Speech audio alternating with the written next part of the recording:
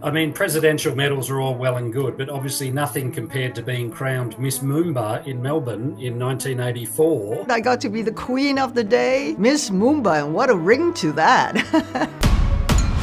What are you doing in my space station? I'm giving you a chance to get back in on the action on a galactic scale. What a cute idea. You ready? Let's get messy. Hi, Michelle. It's James Wigney from News Corp in Australia. How are you? Oh, hi, James. Nice to see you. And you too. Now, look, can I first just start by saying how much I love you and Jeff Goldblum at the Golden Globes as a serving mother and saying you would never slay anyone's houses down. And slay the boots house down? Come on. I would never slay anyone's house down. And while we don't fully understand what these things mean, Yeah. we don't. No, we don't. We absolutely love it. As the father of 3 teenage daughters, I feel very seen by that. How has the reaction been, particularly from the Ariana fans, and have you worked out what any of those things mean yet? Well, no, actually, when we first got the script, Jeff and I looked at each other and go, do you know what is this surf mother and slay the house down? And then, because I'd been filming with Hunter Schafer and she was trying to introduce me to RuPaul and the drag.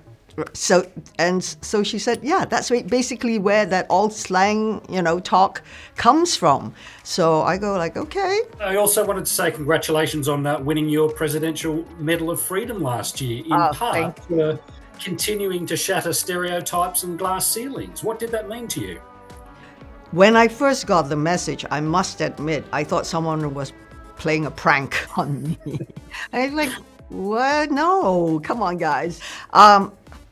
Very humbled and very touched to be included in that illustrious list of people that were there. Nancy Pelosi, Al Gore. It was walking down that aisle with them was already such an immense emotion, and actually having that, I think mostly my family, all my dear friends and people were so proud for me. So yes, it was very special indeed. I mean, presidential medals are all well and good, but obviously nothing compared to being crowned Miss Moomba in Melbourne in 1984. Where does that rank in the career highlights? Hey, that was my first ever, award outside of my own country. So it's a memorable one and it was fun. I got to be on the float. I got to be the queen of the day, Miss Moomba, and what a ring to that. The only way this works is if I know exactly what I'm dealing with. We're facing a threat unlike anything Starfleet's ever seen. Billions of lives are at stake. Gather your people. We're gonna need every one of them. 31 is a Black Ops division. Spy work. It's just a place for people to bend the rules. Starfleet is here to make sure no one commits murder. Now, to Star Trek Section 31, how was it stepping into the shoes of Philippa Georgiou again? Did you think you'd seen the last of her, and had you missed her? I had missed her, and we knew that we hadn't seen the last of her. In fact, if you ask Alex Kurtzman, who is our showrunner, creator of the Star Trek Discovery, even before it was launched, I had lunch with Alex, and I said, I want a spin-off.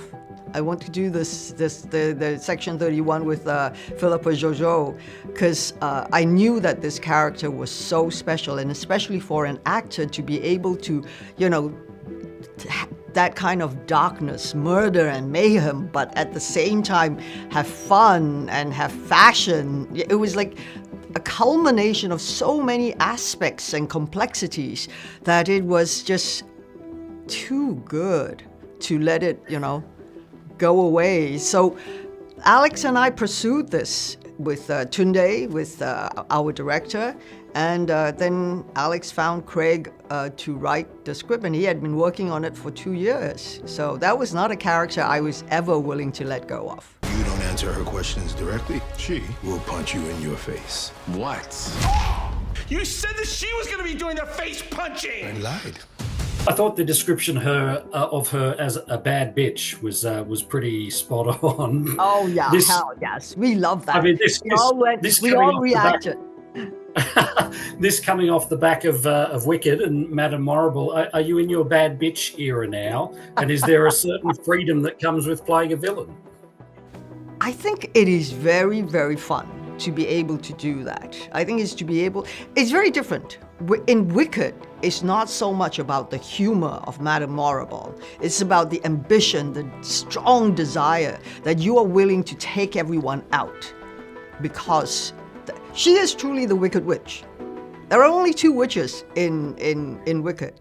Really, it's Elphaba and Madame Morrible. And if there's one wicked witch, because she has in her mind, she's not wicked. She's only trying to achieve her dreams, which is, read the book of enchantment and be able to do what she thinks is good for us. Yes. Sounds familiar? But here in section 31, Philippa Jojo comes from an entirely different background. Her whole life is about this and how to survive until she was brought into the life of the Federation, the Star Trek Discovery series, where she was beginning to be confronted with humanity and compassion and friends, which is very scary for her. People that, wanting to trust her and believe in her until it got under her skin. And in section 31, perhaps Jojo will be able to find some kind of redemption, when they try and do some good. But, we'll see. How do you feel about being a role model, and particularly for Asian women, and particularly after becoming the first Asian woman to win the Oscar? I think what we try, I hope the roles that I choose to play inspires especially the younger generation, because the idea for us is to be, as a storyteller, is to be able to shine the light on different issues, whether good or bad, because ultimately you have to decide for yourself. It's like in Wicked, we find ourselves, but at the end of the day, can you actually be strong enough to step in the right path? For me, I guess we've always wanted to do the right thing, but playing even the villain is doing the right thing, because you need to show the dark and without darkness, there is no light. It's like, there is up and down, because if there is not that up and down, it's called a flat line. That means you're dead. For all the little boys and girls who look like me watching tonight, this is a beacon of hope and possibilities. This is proof that dreams dream big and dreams do come true. We're obviously coming into Oscars season again, which must have a special resonance for you now. With the benefit of a bit of hindsight, how did winning that Oscar change your life? I think it's not just changed my life, it's changed the lives and perspective of a lot of people around the world. And I think that was the biggest thing that came out of it. Every day I'm living that Oscar life, and I'm going to be eternally grateful for that, because it gives you more of an edge to have a bigger voice in so many things. And as we know, there are still so many glass ceilings, I don't know, whatever ceilings there are out there, doors to kick down, to be able to really, really say we are being inclusive, we have diversity to the proper degree. Well, I guess having that success after such a wonderful career already, did it almost come with a sense of vindication or reward for never giving up after all those years of ageism, sexism, racism, whatever else?